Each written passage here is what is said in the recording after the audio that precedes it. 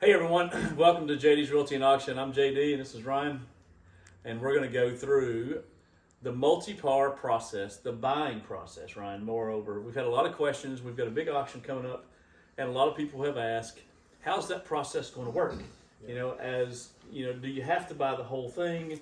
Can you only buy one? And we've got a board here that we're going to demonstrate. I know it's kind of small, but this is a miniature version. It's the miniature version. Now on auction day, we're going to have two very large boards, and you'll understand why here in a minute as we get through this process. So I want to talk and start with this process, Ryan, was designed for the little people. It just was. And when you have a very large section of land and you want to subdivide it, and you want to give buyers an opportunity to buy, well, that's what this is. So I don't know if you can read, but Jennifer, she'll zoom in a bit here. The way this board, this is quite literally what we call the leaderboard. And just to orient you to the board, you got the lots running in a column, and in our rows are combos. And we're actually going to go through a live example here in just a minute, and Ryan will fill it in. First line, this is the most important thing. This is what I call round one of the auction. Okay, this is when an auctioneer is going to be doing the old-fashioned bid calling. Okay, we're going to be saying 75,000, 85,000, 95, would have been 95, going through to establish baseline numbers or high bids in each one of those first line numbers. Okay, now, again, I'm going to go rule number one here is the high bidder in the first line has the right to defend the bid throughout the auction. Here's what that means. If you are in this first line, you can continue to only bid on one track the entire time. You don't have to do a combination. So, Ryan, if you're here just to buy parcel number 5, maybe you've decided that's the track that you're going to rehab that house that's out there. You and Stacy are going to move in, take the kids, and that's all you want. Well, here's the deal. You need to make sure that you're in the lead on the first line. Okay. Otherwise, if you're not, when we get past round one, we've established high bids on all these tracks. You have to put at least 2 parcels together. Okay. All combination bidders must bid on 2 or more tracks, if not in the first line. That's rule number 2. Okay. We'll get to rule number 3 here in a minute, but that's rule number 2. Okay. Now, secondly, we're going to do high bidder's choice, generally speaking. But sometimes we will sell a parcel, get a high bid on one particular parcel first, okay? But in this particular example, we're going to do what's called high bidder's choice. So the high bidder, there's ultimately going to only be one bidder left standing.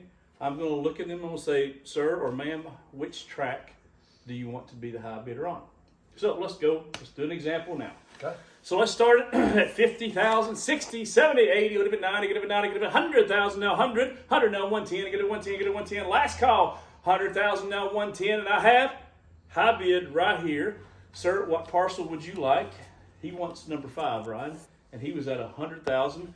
His bidder number is bidder number 1. So all we're going to do now is write bidder number 1 for $100,000. Now, check this out, Ryan. I'll do this quite frequently. I'll go back to bidder number 1 and I'll say, you can pick up to 3 parcels. You can only pick up to 3 right now. Do you want any other parcel for $100,000 each? He says, actually, I would. I'd like to get parcel number 4. So go ahead and put him in. Parcel number 4, bidder number 1's in for $100,000. All right. I might even go to my backup bidder, Ryan. I might even look at the fellow who was at 95,000 or 90,000, ask him, does he also want to pay 100,000 for any of the parcels? And maybe he says no. Maybe he's out. So all the auctioneer is going to do again is start over and run it again. Now, we typically have online bidding, so we may have already a starting point with our online bids. And let's just assume for this example that we do 50,000, 75, 85, 95. 95 would have been 95. Hold it here, 85. And I'm going a little bit fast for this example. Right. Typically, I'll slow down a little bit and make sure everybody understands, but I want to get through the example. Sure. So we've got 85,000. Bidder number 4 takes track numbers 1 and 2. 85,000. Bidder number 4 takes tracks 1 and 2. And all I did was ask bidder number 4, which ones do you want? And he told me tracks 1 and tracks 2. Okay, I think you understand that process now, right? Yeah. So Ryan, for demonstration purposes, what I'd like for you to do, let's just go ahead and write some numbers down here. Bidder number 7, let's take that one at 90,000. We're just doing this just to get through the example here. Let's go to bidder number 12. Let's do 85,000 there. Bidder number 6, let's take them to 75,000. Bidder number 6 also takes track 8 at 75,000. And finally, bidder number 11 takes track 9 for 90,000. I guess we have track 10 as well. Track 10 is bidder number 3 for $100,000. Now, Ryan, back to our example a few minutes ago, I said it's very important that you're here. You want to be in the first line because that's going to make sure that you can defend that bid throughout the entire process. Now, all the chanting is over with. The auctioneer is not going to be chanting any longer. Okay. All we're going to do at this point is we're going to say, is there anyone here who wants to buy multiple parcels and actually do a combination? So let's go back to our rule here. All combination bidders must bid on 2 or more tracks if you're not in the first line. If you're in the first line, you can add a track to that. Makes sense, right? Because you just get 2 parcels. Now, once combination bidding begins, which is now time for combination bidding, the minimum bid to defend or place in combination is 2% of the high bid. Now, sometimes that might change, right? I'm just using that as an example right now. Sometimes there might be a whole number figure. Maybe it's a $5,000 minimum. Maybe it's a 5%, but right now we're going to say it's 2%. Okay. So, anyone here like to do a combo? Maybe there's a lady raises her hand in the back. We'll walk back. We'll help her come back to the front. And Ryan, she's bidder number 15. Okay. And she has just put a combo together. She wants parcels 1, 2, and 3. So you can go ahead and write number 15 down. And now we're just waiting to see how much she's going to raise it. She says she's going to raise each parcel by an even $5,000. So as long as it's 2%, she can go above that. Okay. So now, bidder 15, you're in the lead. He's going to update the numbers here. Now, you can see bidder 15's in the lead. Guess what? Bidder 4 and bidder 7, you're out.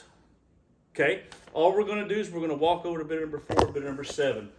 Ryan, we're going to go right back to rule number 1. The high bidder in the first line has the right to defend the bid throughout the auction. Bidder number 4 decides, yes, I want to defend. This is what I came here for. So maybe they decide they're going to defend by $5,000 each. So all we're going to do here, Ryan, is write bidder number 4, and we're going to take it to $95,000. And then bidder number 4 again. $95,000. We're going to ask bidder number 7 the same question. Bidder number 7, would you like to defend your bid? And actually they say no. They're out. No problem. So bidder 15, you still own track 3. Guess what bidder number 15 can do? Re-raise bidder number 4. It's not over yet. So we go back to the lady and we ask her if she wants to re-raise. She says yes. This time I'd like to raise it by 2%, the minimum. So now you're going to have to do some math for us here. Okay. All right, so we've got $95,000. He's going to multiply that by 2% and add it to the total.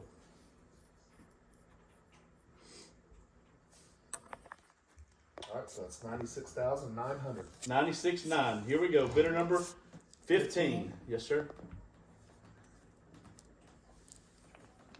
And then same here, same number, same total. Now, as you can see here, Ryan, bidder 15 owns, again, tracks 1, 2, and 3. Back in the lead. Now, all we're going to do is, guess what? We're going to go back to bidder 4 and ask bidder number 4, would you like to redefend? This time, bidder number 4 says, I'm out. Perfect. 15 has got what she wants, all 3 parcels.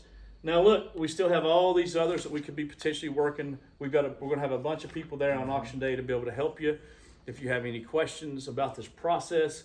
But these combinations can begin on these tracks as well. It can all be going simultaneously.